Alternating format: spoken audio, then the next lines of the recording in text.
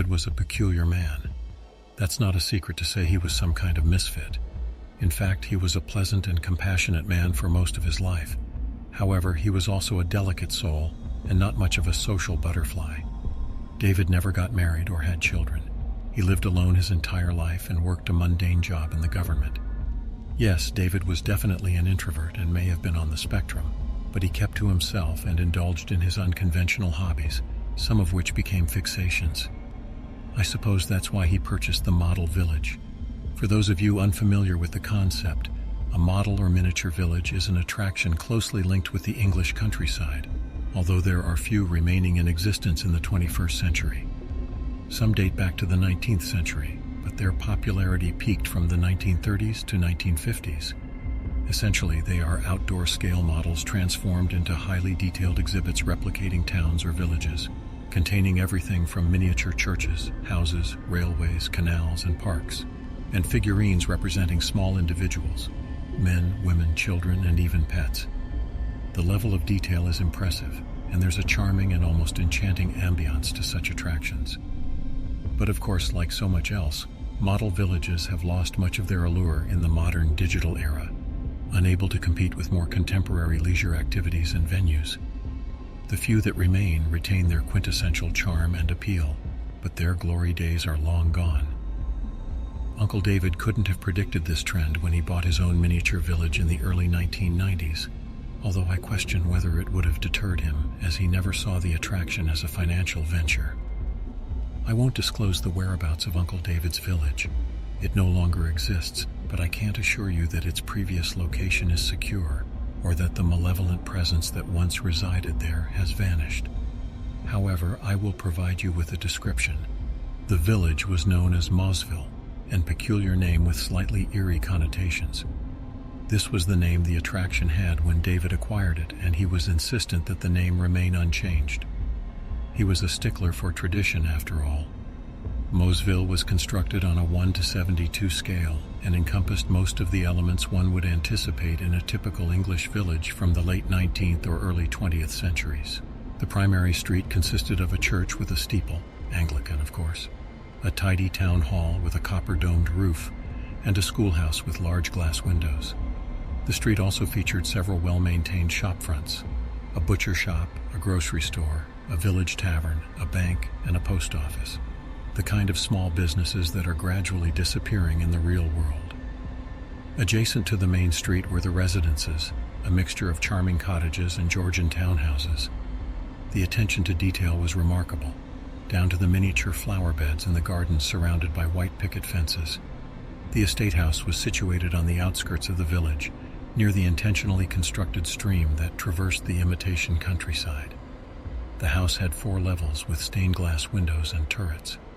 The grounds surrounding it were meticulously planned and maintained, with a tidy tree-lined path leading to its entrance gates.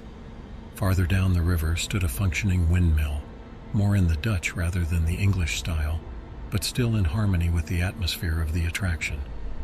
The last noteworthy feature was the train station to the south of the village, an elongated platform and red brick station building with an old steam locomotive that permanently occupied the tracks, its attached carriages divided into first, second, and third class. And then there were the figurines, the miniature villagers who inhabited Mosville. Each one was distinct and had their own names based on their roles and occupations. The lady of the estate, the butcher, the clergyman, the grocer's wife, the train conductor. All seemed to be content individuals going about their daily affairs. Everything was well organized and serene in Mosville, as it represented a haven of calmness in an otherwise disorderly world. Or at least, that's what we used to believe. As you can probably discern, I used to spend a great deal of time in Mosville. My parents would bring my sister and me there regularly when we were young and before our parents divorced, and I remember how enchanting a place it was to visit as a child. My uncle was constantly delighted to see us and to share his village with us, recounting to my sister and I the tales behind every structure, characteristic, and statuette. He was stringent, though, cautioning us never to fool around with his cherished village. I recall one instance when we unintentionally damaged the church roof while playing, and David was livid with us. His response was frightening, and I suppose we didn't comprehend why he was so fixated on his village. Unfortunately, David was a man with numerous difficulties. However, life progressed. My sister and I matured, and we ceased visiting Mosville and my uncle. I feel remorseful about it now, but I was a defiant, hormonal teenager, and the last place I wanted to hang out was a dull old model village. Sadly, Uncle David's mental condition only worsened in the subsequent years.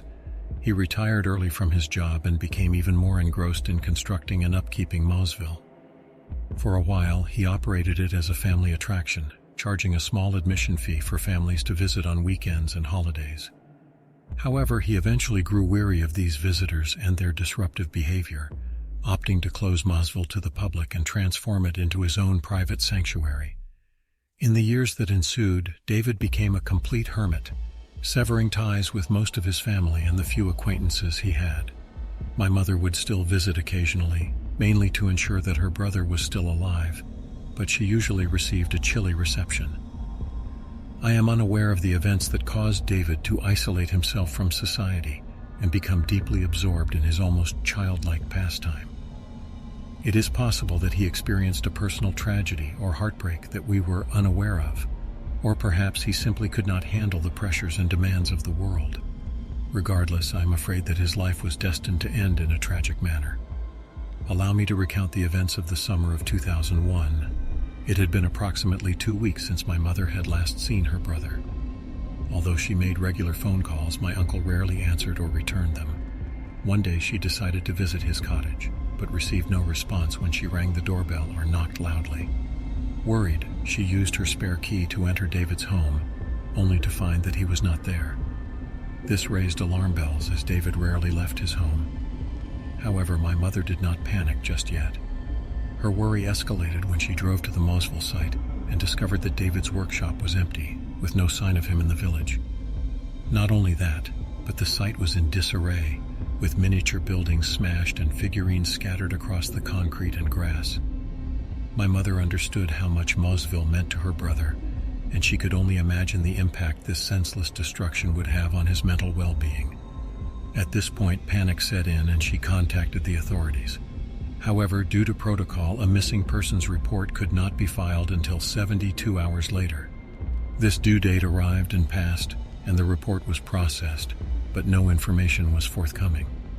Mother phoned the police daily until they ceased returning her calls, and then she initiated her own investigation, getting stories published in the local press, posting missing signs all over the countryside, and starting a website requesting information, as this was before social media was a major thing. She worked so diligently for so long, but never received any concrete leads. It was heart-wrenching for us to witness as the unproductive search consumed my mother. She always felt accountable for her brother's disappearance, feeling that she should have taken care of him better. We reassured her constantly that she wasn't at fault, that he was a grown man who had made his own decisions, but it was ineffective. Our mother maintained her faith for years, still believing that David would turn up one day. I didn't share her belief, however. My uncle was always troubled, and I feared he had gone to some secluded place to end his life. Perhaps his body had been carried away by the ocean, and that's why he was never found. I believe the whole family shared my theory, but we never discussed it, and we never informed Mom what we believed. It would have shattered her heart. In any case, the search went from cold to freezing, and after 7 lengthy years, my uncle was declared legally deceased. This sorrowful milestone shattered my mother. She continued with her life, supporting her family, children, and grandchildren, but a significant part of her perished along with her sibling, and she never fully recovered from the calamity. It was quite unexpected for all of us to learn that David had drafted a testament, and he had bequeathed all his possessions and assets to my sister and me, including his cherished miniature village. My sister had recently given birth and was occupied with the newborn, leaving her no time to handle this chaotic situation. I couldn't seek assistance from our mother, as it was still too fresh and painful for her. Consequently, I took on the responsibility of managing my late uncle's inheritance. The plan was to sell everything and divide the proceeds. There really weren't any other practical alternatives. David's cottage was in a dilapidated state after all those years, but I knew that some refurbishment would restore its charm, and given the current state of the housing market, we could sell it for a favorable price. However, Mosville was an entirely different matter. There was hardly any possibility of selling it as a functioning entity. The demand for miniature villages in the contemporary world is almost non-existent, as previously explained, and moreover, the site was in disarray. My best option was to sell the land for development, but first, I needed to have the site assessed and valued, taking into account planning permission and other relevant matters. I made my initial visit to familiarize myself with the site. I must admit, as I drove down to the Mosville location, I felt a sense of unease as all the old memories came rushing back. We had enjoyable moments there during our youth, but I couldn't help but remember how Uncle David had become angry with us when we accidentally damaged the church roof, and the profound sorrow my mother carried after he disappeared. Regrettably, my mood only worsened when I arrived at the location. The former glory of Mosville was clearly a thing of the past. The previously well-maintained streets, houses, and figurines were now in a dreadful state. Everything was either smashed or worn down from years of exposure to the elements. The village was enclosed by a fence, but the vandals had managed to enter anyway, defacing the site with graffiti and contributing to the destruction. I must admit, tears welled up in my eyes as I surveyed the devastation. It was heartbreaking to witness this once picturesque place reduced to such a horrific condition. However, there was something else. I have never been a strong believer in the supernatural, but as I walked through the ruined model village, something struck me. I felt an overwhelming despair, a profound sadness that went beyond what I should have been feeling. It was as if this formerly enchanting place had acquired a sinister aura, one of tragedy and death that threatened to engulf anyone who set foot on these grounds. I should have heeded my instincts, but of course I did not. Instead, I convinced myself that my emotions had gotten the best of me and that I needed to compose myself. I had a task to complete, no matter how unpleasant it may be, so I began clearing the site. This is where my tale takes an extraordinary and gloomy turn. What I plan to do now is to transcribe the contents of my deceased uncle's journal, which I stumbled upon during my clearance duties. The majority of its content is irrelevant, unfortunately offering limited insight into David's mental state. That was until I reached the final few days prior to his disappearance. The journal entries provided answers to some of my inquiries, but raised numerous additional ones. This will become evident as my narrative unfolds. You may also be curious as to how the journal remained undiscovered all those years while the authorities and my mother were investigating. Well, that's a difficult question to address, so all I can say is please continue reading. Today the weather was quite favorable. It began with clouds, but the sun emerged in the afternoon. This is a pleasant deviation after the recent days of rain, thankfully, as I have a significant amount of work to accomplish. I dedicated the morning to my workshop, completing my new villagers while touching up the paint on some of my existing figures. The police officer's uniform required some adjustments, and I am enthusiastic about introducing the new undertaker to Mosville. As always, I must work meticulously on my miniature people to ensure they are just right. Paying attention to detail is crucial in this profession. In the afternoon, I took advantage of the sunny weather to perform some tasks in the village, polishing the dome of the town hall and replacing 3 trees in the manor house grounds. Much to my irritation, I noticed that the stray male cat had once again invaded my village. I didn't witness the little brat, but discovered proof of its intrusion, with scrape marks on the church walls and multiple villagers out of place, scattered down the road with a blatant lack of respect. This must come to an end. I've contacted the council to express my dissatisfaction, requesting that animal control apprehends the stray, but I doubt they will take any action. I may have to take matters into my own hands. My sister phoned me this evening. I didn't answer, but she left a message on the answering machine. This only added to my frustration. I know she has good intentions, but I wish she would just leave me alone to focus on my work. Well, tomorrow is a new day. July 2001. I am beyond enraged. It has taken me the entire day to regain some level of composure, so I can document my experience and attempt to process my anger. The day began like any other. I got up and traveled to Mosville to begin work. What I discovered was a horrifying act. Someone, or likely multiple individuals, had broken in during the night and proceeded to cause destruction in a display of pure savagery. The majority of the damage was concentrated on the main street.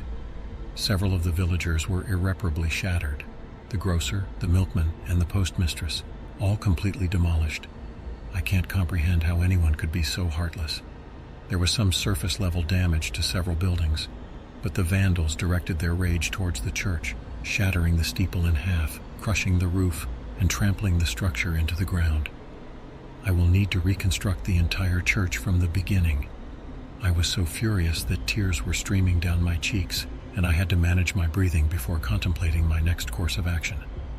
Once I regained some composure, I called the authorities to report this act of senseless destruction. Unfortunately, this only fueled my anger.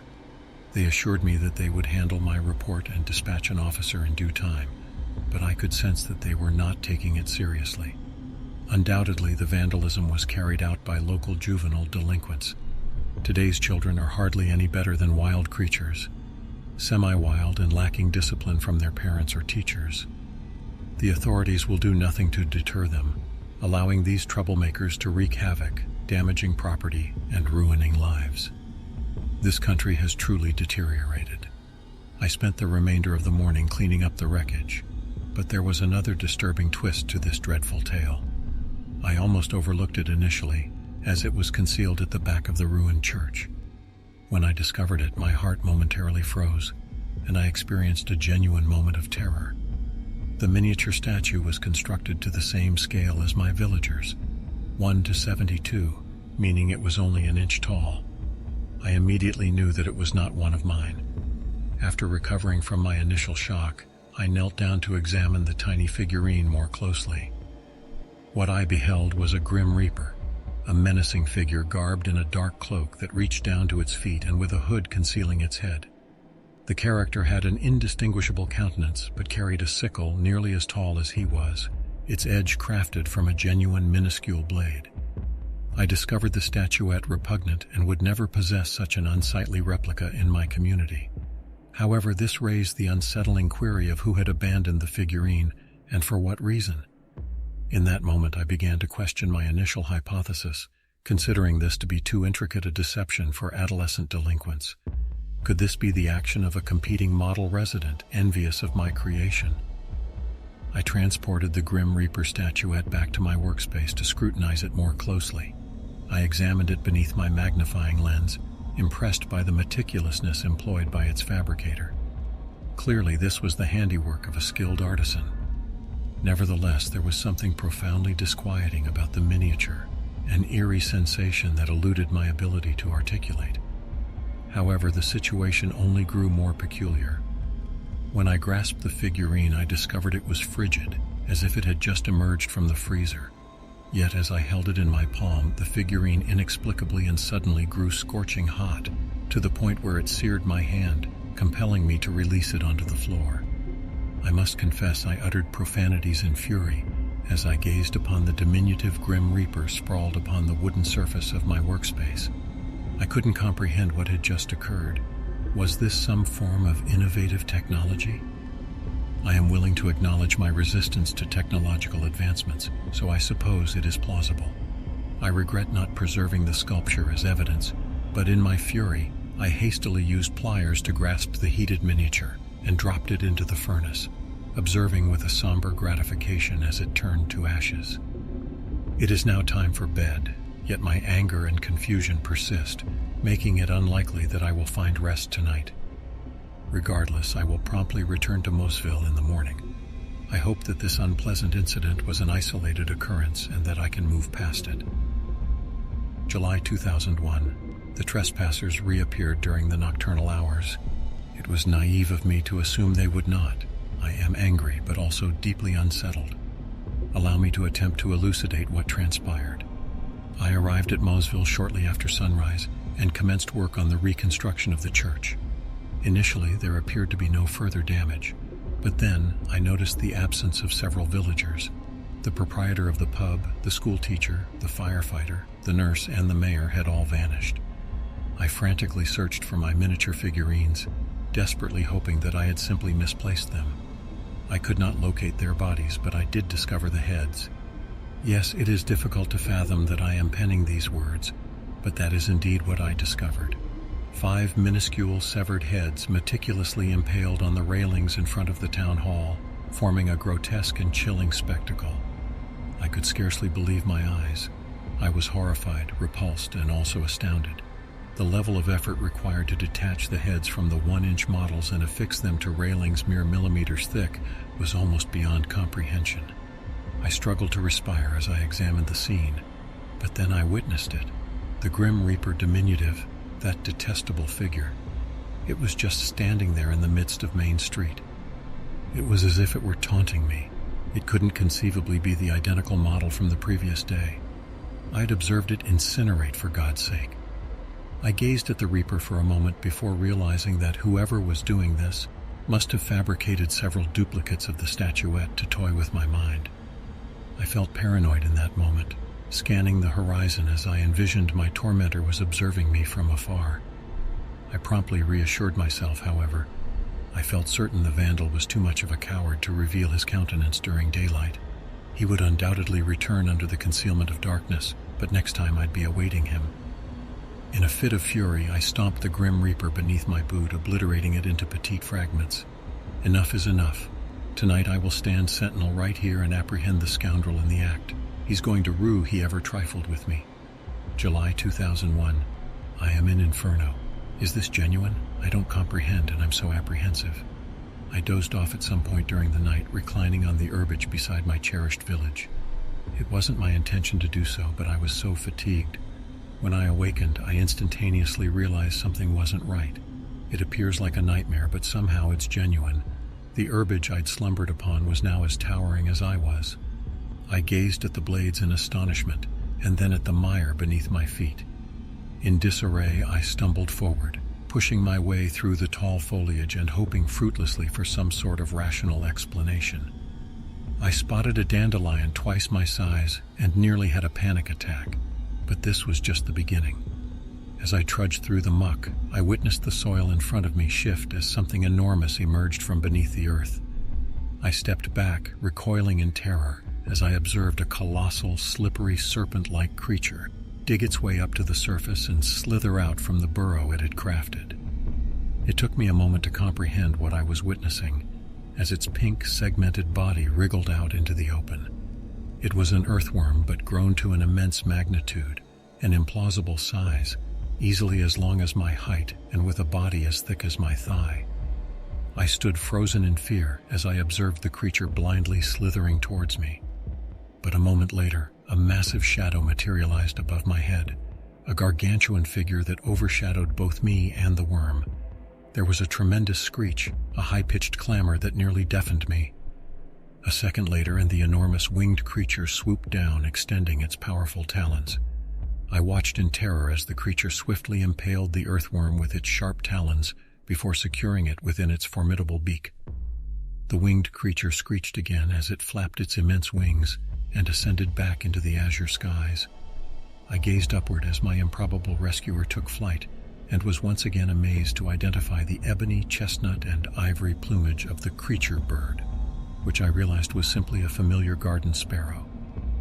I fractured in that instant, still unaware but aware of the imminent peril I faced. I dashed for an extensive duration, traversing through the towering stalks of grass and colossal wildflowers. Eventually, I arrived at the boundary of the grassland and discovered myself treading upon solid asphalt. I halted and peered forward, and then I beheld it, Mosville, my diminutive village. However, it was no longer diminutive. The proportions were 1-to-1. The municipal building loomed over me, and the dilapidated church stood before me, while the inhabitants were equivalent to my own stature. My fatigued mind struggled to comprehend the dread-inducing implications, and the solution was as evident as it was implausible. Mosville had not magically expanded to its full size overnight, but rather I had been reduced. Inexplicably, I was now a mere inch in height, susceptible to insects and petite avian predators, with nothing but the garments on my person and the diary I carried, which had also diminished proportionally. Furthermore, I was ensnared within my own creation, a resident of my minuscule village, completely severed from the tangible world. I endeavored to suppress my panic as I strolled leisurely along the primary thoroughfare that I had so meticulously constructed and upheld throughout all these years. I was definitely scared by this unexplainable occurrence, but also thrilled to witness my beloved Mosville in a manner I had never imagined in my most extravagant fantasies. However, my youthful fascination didn't last long, as I soon faced a new danger.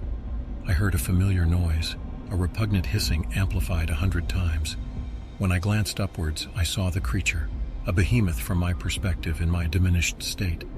It was the dark tomcat, the stray that had caused me problems over the past few weeks. I had been able to easily scare away the feline when I was a 6-foot-tall man, but now the small cat seemed as large as a T-Rex compared to my tiny size. It stood at the distant end of the village, its ravenous green eyes glaring at me as if I were nothing more than a kitty snack. I gasped in terror as I witnessed the cat rise up, its ears flattened and eyes widening before it charged. The monster thundered along the paved main street, the earth trembling beneath its massive size and weight. I sprinted for my life, desperately searching for a safe haven as the predator closed in on me swiftly. Just in the nick of time, I reached the town hall, rushing through the entrance and diving for cover. The cat arrived at the door a moment later, but fortunately it was far too large to enter. It peered into the doorway with its predatory gaze, opening its mouth to reveal enormous and sharp teeth. And then it extended its paw through the small entrance, reaching out with its lethal claws. I shouted, retreating towards the distant wall and as far away as I could from the scratching assault. Fortunately, I was just out of grasp of the predator, and thus remained relatively secure within the structure. The feline persisted in its endeavor to break in, but thankfully without success. I wished it would give up and search for different prey, but instead the creature lay down on the primary road, glaring at the municipal building as it patiently waited for me to emerge. It's as if the cat has a personal grudge against me and won't relent until I'm in its stomach. I remain trapped inside the municipal building as I pen this, without nourishment, hydration, or any hope of rescue. I'm solitary and frightened, and I'm unsure how I'll escape this situation intact. July 2001, evening. The cat departed shortly after twilight. In reality, it didn't so much depart as it fled. I heard a high-pitched meow before the creature dashed away at maximum velocity, shaking the ground beneath its paws. I was relieved, but also anxious. What in the world had frightened the feline away? Was it another cat or dog? I feared I might be in even greater peril than before. But then again, perhaps the cat had been scared off by a human. Had my sister come searching for me? If so, maybe she could rescue me from this nightmarish predicament. I huddled in the municipal building for several more hours before I felt courageous enough to peek my head out of the door. To my relief, I saw that everything was clear. The cat was nowhere to be seen, but neither was anyone else. Feeling a bit braver, I chose to explore the village beneath the faint glow of the moon and the stars. This was not a wise choice. As I cautiously strolled down the main street, past the miniature stores and streetlights, I had the unsettling sensation that I was being observed. My throat was parched as I hadn't had anything to drink in nearly a day, and so I proceeded to the stream, cupping water in my palms and greedily slurping it up. For a moment I felt better, but then I lifted my head and I saw it. The Death Reaper figurine, standing just behind the gate to the mansion, glaring down at me from the hillside. This was its third appearance, except now it was no longer a tiny model I could crush beneath my foot. The Reaper was now as tall as I was. I was certain that this entity, whatever it was, surely it was responsible for my dire situation, using some sort of dark sorcery to shrink me to this minuscule size. I can't explain why, but in that moment a frigid terror pulsed through me as I believed I was in mortal peril. Turning on my heels, I fled for my life, sprinting back to the town hall and barricading myself inside. I'm still here, chilly, frightened, and famished. I won't dare to leave my refuge again before daybreak. I can only hope and pray that my circumstances improve. I don't know what time it is. My goodness, the inferno has arrived at my doorstep. My own creations have turned against me. I write frantically as I don't have much time. I dozed off for a short while, awakening sometime in the early hours. When I approached the window, My heart stopped as I saw my worst nightmare come to fruition. All the people from my village were gathered on the main street, the craftsmen, the students, and everyone else. Even the 5 who were previously missing, albeit without their heads. They all stood there with a menacing demeanor, forming a crowd and facing the town hall. Those who still had their heads appeared different than before. The smiles that once adorned their faces had transformed into mouths emitting silent cries, and their once friendly eyes now narrowed with fury. Leading them was my archenemy, the feared Grim Reaper, holding his scythe and directing the sinister weapon towards me. And then it began. The Reaper issued the command, lowering his scythe and pointing it in my direction. This was the signal. To my astonishment and terror, the villagers suddenly came to life, slowly advancing in an awkward, almost robotic manner. I had no doubt that their intention was to harm me.